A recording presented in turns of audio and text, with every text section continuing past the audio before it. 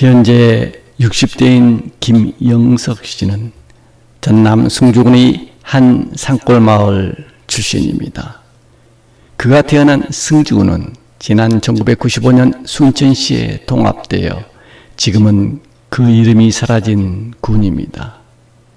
영석 씨가 시골집에서 멀리 떨어진 순천 시내에 있는 5년제 농업전문학교에 다닐 때 겪은 소름 끼치는 기이한 체험입니다. 그 당시에 우리나라에는 5년제 전문학교들이 있었습니다. 이 5년제 전문학교는 중학교를 졸업한 후에 들어가는 학교로서 고등학교 3년 과정과 전문대학 2년 과정이 합쳐진 학교였습니다. 5년간의 재학 중에 3학년까지는 고등학생이지만 4학년과 5학년 학생들은 성인인 대학생으로 인정을 받았기 때문에 술, 담배를 하는 것도 허용이 되었습니다. 그 당시 김영석 씨는 순천에서 자취를 했었고 방학 때면 항상 승주군에 있는 시골집에 내려가서 부모님과 함께 지냈습니다.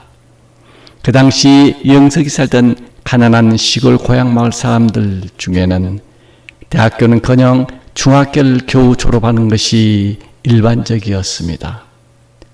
따라서 5년제 농업전문학교에 다니는 영석은 고향 마을 처녀들 사이에서는 당연히 선망의 대상일 수밖에 없었습니다.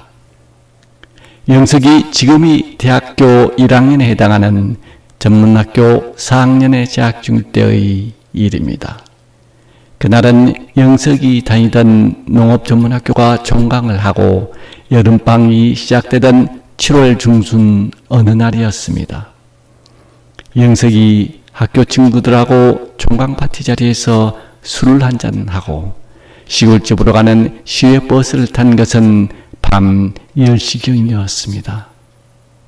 2시간 정도 버스를 타면 시골 마을 정류소에 도착하는데 그 정류소에서 버스를 내려 다시 산길을 40-50분 정도 걸어야만 비로소 부모님이 살고 계시는 정다운 시골집에 도착할 수 있었습니다. 그날 거의 밤 12시가 되어서 시골 마을 정류소에 도착한 영석은 고향집을 향해서 산길을 열심히 걸었습니다.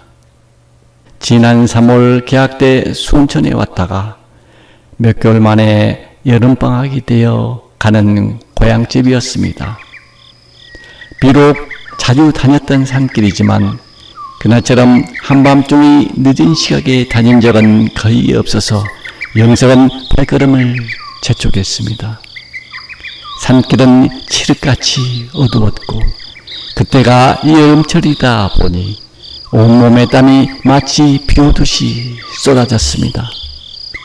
혼자서 걷는 어두운 산길은 조금 무섭기도 했습니다.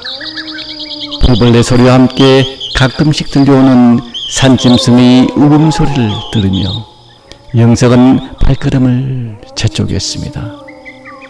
마침내 커다란 밤나무들이 여러 그루 있어서 밤나무골로 불리는 곳까지 왔습니다. 이곳은 집에 가는 산길이 중간쯤에 위치하고 있었습니다. 영석이 그 밤나무골을 빠른 걸음으로 지나가는데 갑자기 뒤에서 가벼운 발걸음 소리가 들려왔습니다. 깜짝 놀란 영석이 뒤를 돌아보니 누군가가 손지등을 들고 따라오는 것이 아니겠습니까? 이 시각에 이 산길 지나는 사람이라면 당연히 같은 마을에 사는 사람일 것이라는 생각에 영석은 반가운 마음이 들었습니다. 그래서 발걸음을 늦추고 천천히 걸으며 뒤따라오는 사람이 가까이 오기를 기다렸습니다. 이윽고 영석의 옆으로 걸어온 사람은 바로 같은 마을 안쪽에 사는 신연자라는 국민학교 동창생 여자였습니다. 서로 같은 마을에서 태어나 함께 자랐고 당연히 가족들도 서로 잘 아는 사이였습니다.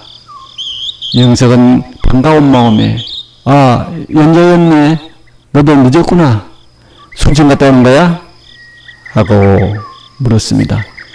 연자는 대답 대신 고개를 끄덕였고 영석과 나란히 걸으면서 앞길 손전등으로 비추었습니다. 영석은 학교 생활 때 이런저런 얘기를 하면서 연자와 둘이 어두운 산길을 걸었습니다. 본래 연자는 말도 잘하고 잘 웃던 교활한 여자애였습니다. 그런데 오늘은 전혀 말도 하지 않고 웃지도 않은 어두운 표정이었습니다. 이제 나이도 들고 처녀가 다 돼서 부끄러워서 그런가 보다 하고 영석은 생각했습니다. 영석은 연자가 어느 상갓집이라도 다녀오는 길이되니 생각하고 이렇게 물었습니다. 어디 상갓집에 다니는 길이야? 친척분이 돌아가셨어? 그러나 연자는 대답 대신 조용히 고개를 저을 뿐이었습니다. 아마 가까운 친척이 상갓집에 다녀온 연자가 슬퍼서 그런가 보다 하고 영석은 더 이상 말하지 않았습니다. 그렇게 둘이서 부지런히 산길을 걷다 보니 어느덧 마을 입구에 도착했습니다. 영석의 시골집은 바로 마을 입구 부근에 있었고 연자네 집은 영석의 집에서 마을 안쪽으로 몇 집 뒤쪽에 있었습니다.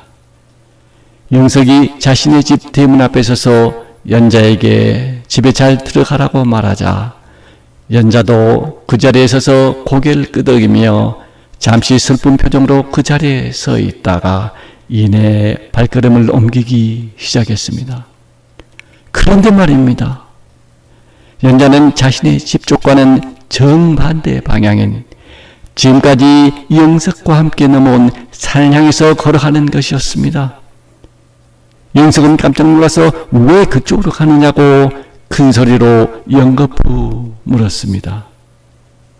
그러나 연자는 아무 말 없이 조용히 어두운 산속으로 사라졌습니다.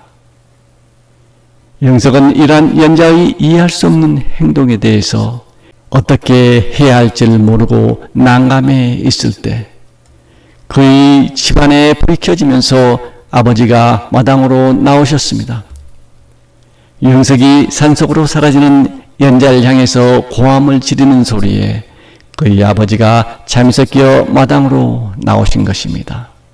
아버지는 밤이 늦었다면서 영석이 손을 잡고 집 안으로 들어가셨습니다. 방 안으로 들어온 아버지는 영석에게 집에 왔으면 빨리 들어와야지 왜 집 앞에서 큰 소리를 지르고 있었는지 물으셨습니다. 아버지, 산길 오다가 동창생 연자를 만나서 같이 왔는데요. 그런데 연자가 자기 집 쪽으로 가지 않고 다시 산으로 올라가길래 제가 큰 소리로 왜 그리 가느냐고 물었던 겁니다. 영석의 말들은 아버지 표정이 순간 굳으시며 떨리는 목소리로 말씀하셨습니다. 내 국민학교 동창생 연자를 만났다고? 그 애는 말이다. 한 달 전에 순천에서 교통사고로 죽었다. 그의 무덤은 밤나무 골짜기에 있어. 아버지의 말을 듣는 순간 영석은 머리털이 쭈뼛해지는 것을 느꼈습니다. 그리고 혼자 중얼거렸습니다. 그럼 조금 전에 나와 함께 산길 걸어온 여자는 누구란 말인가? 영석은 자신이 산길에서 헛것을 본 것인지 아니면 동창생인 연자의 홀령을 만난 것인지 도대체 총잡을 수가 없었습니다. 다음날 날이 밝자 영석은 밤남골에 있는 연자의 무덤을 찾아가서 술 한 잔 따라놓고 국민학교 동창생인 연자의 홀령을 위로했습니다. 여러분, 과연 귀신은 존재하는 것일까요? 여러분의 생각은 어떻습니까? 이야기 채널입니다.